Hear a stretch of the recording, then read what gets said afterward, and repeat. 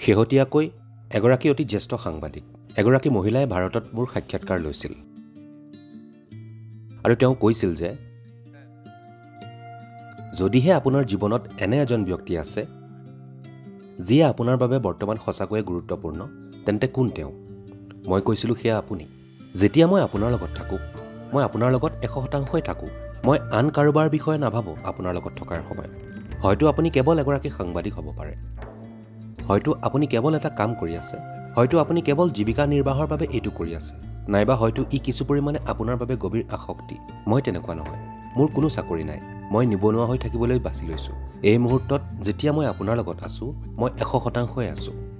You are the most important person in my life right now. নাই মই সম্পূৰ্ণৰূপে আপোনাৰ লগত আছোঁ আপুনি এই মুহূৰ্তত মোৰ বাবে জীৱনৰ আটাইতকৈ গুৰুত্বপূৰ্ণ ব্যক্তি আৰু মই তেনেকৈ জীয়াই আছোঁ মই কেৱল মোৰ নিজৰ এক বহিঃপ্ৰকাশ য'তেই মই নাথাকোঁ কিয়